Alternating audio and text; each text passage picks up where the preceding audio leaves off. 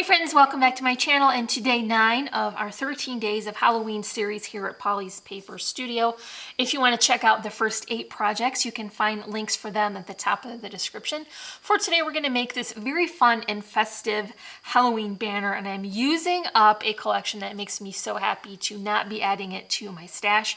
So if you are interested in creating a banner like this, then stick with me and we'll make it together. I'm going to work with that Simple Stories Simple Vintage October 31st collection one more time for this series. And if you remember, in our first project on day 1, I got through very nearly that entire collection for that one mini album.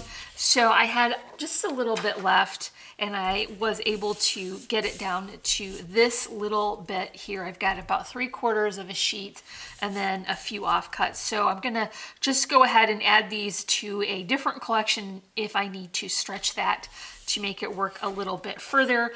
And then I've got my sticker sheet. So I can just add this to my kit for my October daily, and then I'm not putting this collection into my stash.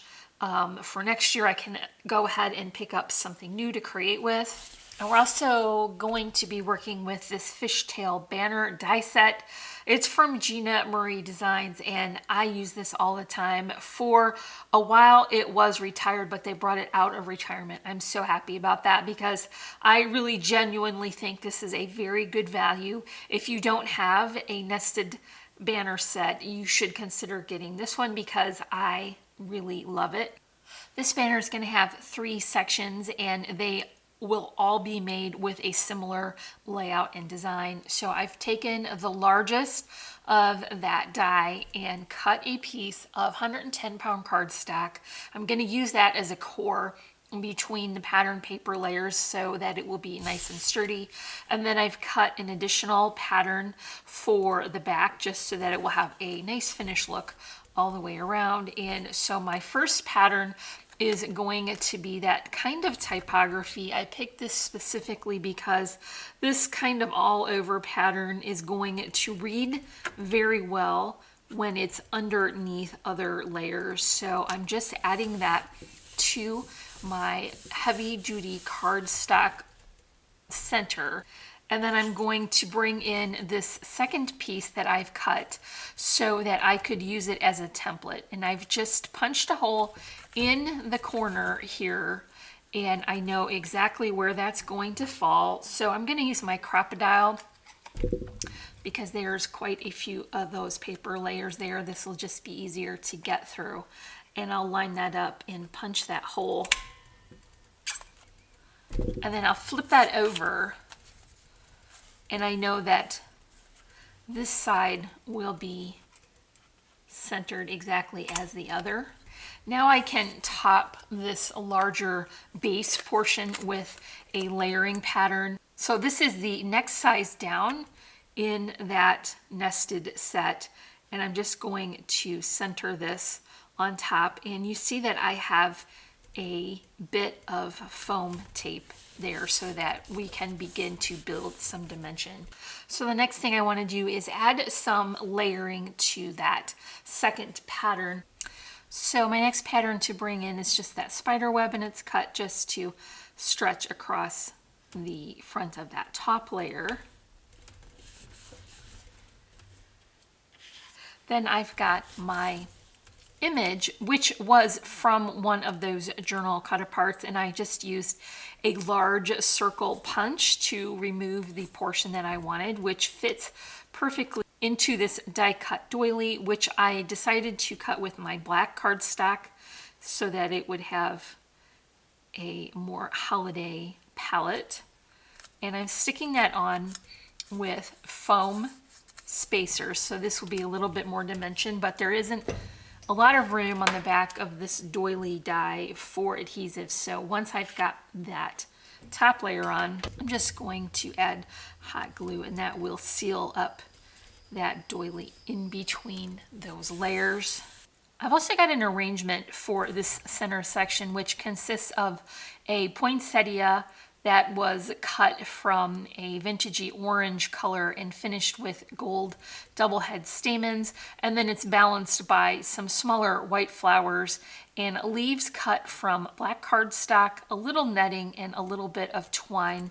And I'm just going to center that one for this portion, which will ultimately wind up in the middle of our banner. And I'm just attaching that with hot glue. I have already prepared the other portions for this banner, and I just chose some of those fun sentiments that were included in the image cut aparts. The flowers for these have one of the poinsettia and one of the white flowers, and that kind of creates my balance to the left and right. And so the next thing I want to do is thread these on to this beautiful satin ribbon. This is from Really Reasonable Ribbon, and it has a beautiful metallic edge. And I'm just going to thread and go over the side, and then it stretches underneath the banner, and I'll bring it back up through the other side. Once I get all of these on to the ribbon, I can adjust them so that the ribbon is straight. So I've got that ribbon threaded through all of these banner sections, and I left a little bit of space in between so that we can hang a tag. Before I do that, I do want to add this fun pom-pom trim. And so I'm going to have that stretch across, and I will go ahead and adhere that so that I get the most of those poms showing, and then I can clip off the excess. I'm not worrying too much about a cut end because I have a bow coming in that will hide that layer. So I'm just going to pull this toward myself and work off camera because it's easier for me to see over top. So I've got that trim attached to the top now, and there is a double layer so that I have a generous amount of those poms showing. I clipped it off just at the edge of the sections, and then we'll cover that cut edge with our bows, but it just adds so much texture and detail to the top of the banner. So that is a really fun addition. The next thing we want to do is bring in some tags, and I've got one for each of these center sections and then one for each of the outside. And I just cut some additional scraps of that collection with a tag shaped die that has a stitched edge. There's another 110-pound cardstock core here, and then additional pattern on the back just so that it's finished all the way around. And I'm just bringing those together and adding them with my double-sided adhesive. I'm gonna go ahead and punch that hole out again so that we can thread some additional twine through, and that's how we're gonna attach it to that satin ribbon. This is just some burlap string from Really Reasonable Ribbon, and I'll bring that up through this tag and then pull the tails through the loop. Then I'm just going to adhere that to the ribbon that is in between of our banner sections. So make sure that you have your placement just where you want it, because this is going to lock all these into place. So let's just put a tiny bit of our hot glue there and then pull our twine up into it. We can cut the excess string when we get done. So I just want to bring one more detail to that tag. It is a star embellishment. It's very dimensional and shiny, and I'm going to add it closer to the bottom because there's going to be a large bow here on the top. So even though it does have adhesive on it with the spacer, I'll just go ahead and add a little hot glue. Be on the safe side. I want to make sure that is well secured. Here are my other tags. I'll just adhere them in the same way. So I've got all my tags adhered now, and I'm gonna bring in my bows. So these are tied with that beautiful bold black check. It has a second bow of twine layered on top and then 3 jingle bells, and I'm going to attach that right to where it will cover the strings on the tag. Then I'll just repeat that process. I have a total of 4 bows to cover my 4 tags. So I've got some sequins ready to add to our focal images now. And of course, you know that will mean it's time for the question of the day. And I just have to say, I had some time this morning to get caught up on my comments while I had my coffee.